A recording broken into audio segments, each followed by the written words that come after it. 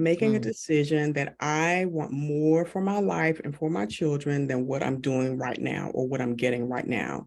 If you don't make a decision, because it's easy to just stay in the status quo. It's easy to stay in the comfort zone, even though it's uncomfortable, even though you got this barbed wire blanket wrapped around you that's holding you in this situation. If you don't make a decision, your situation will never change. That is the main thing I tell people. And then once you made that decision, visualize a life that you really want. And even though, again, you don't know how it's going to happen, you don't know how you're going to get there yet, you don't know the next step to take. But if you can make that decision, then start to visualize and see how you want your life to be, those are the first steps to thriving. And then you have to stump your ears from all the negative voices, negative conversations, negative thoughts that you're having, because I think the biggest enemy is you.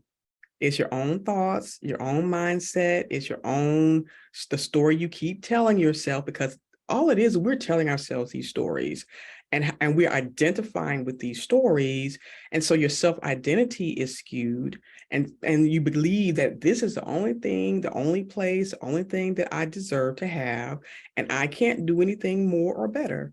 And when it's continuously perpetuated and co-signed on by the negative people around you, the negative narratives in media, whether it's social media or mass media, then you will not get away from that narrative and you'll continue to spin it. It keeps spinning in your head.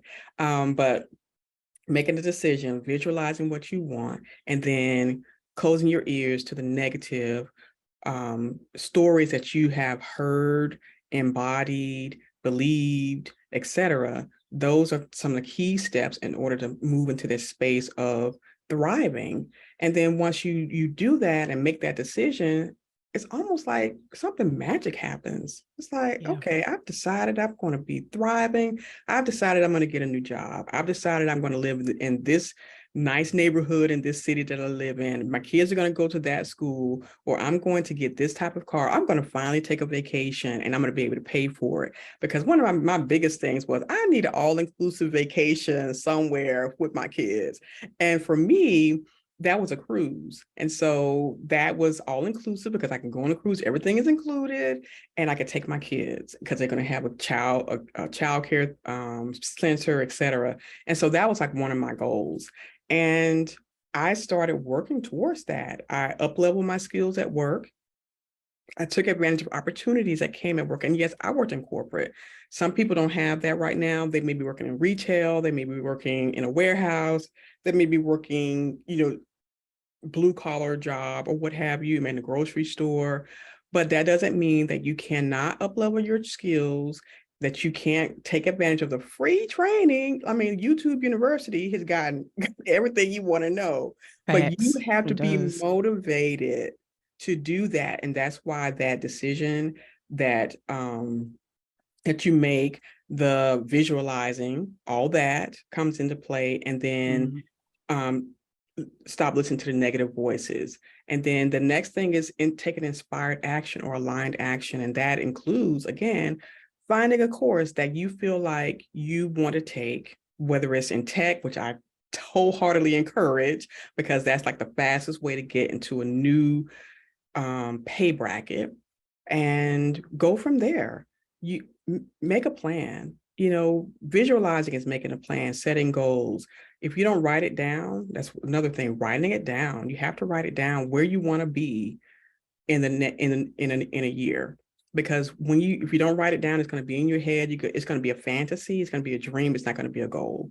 So those are some of the main things that I talk to women about thriving. And then get some new friends, please. Can you get some new friends and some new habits? Stop looking at reality TV. Stop listen to all these negative podcasts. Stop listening to all the negativity that's so readily available. And it's so readily available. Read a book. Read a book about a life, a person that you want to eventually become, who inspires you, whether it's Michelle Obama or Viola Davis or any number of women who have written books and told their story of surviving to thriving, and emulate them. Find podcasts like Purposely Thriving Podcast, and That's right. find websites like Rich Single Mama. Find, it's so many good things out there now, but you have to be decisive and you purposeful, like your show and book are. Because if you're not, you're going to stay in this, you're going to be in the same place this time next year because you haven't done anything different. And it's all in your power to do. And I think that's where a lot of people think somebody has to give it to them. Somebody has to take them by the hand. Somebody's got to open up their brain and put all the information in there. No, you have to go get it. That is because it's yours to have. And moving into this mindset of deserving and worthiness is so important. It takes time. It's a practice, it's a muscle you have to literally practice and use every single day. But with that vision in mind, you can get there.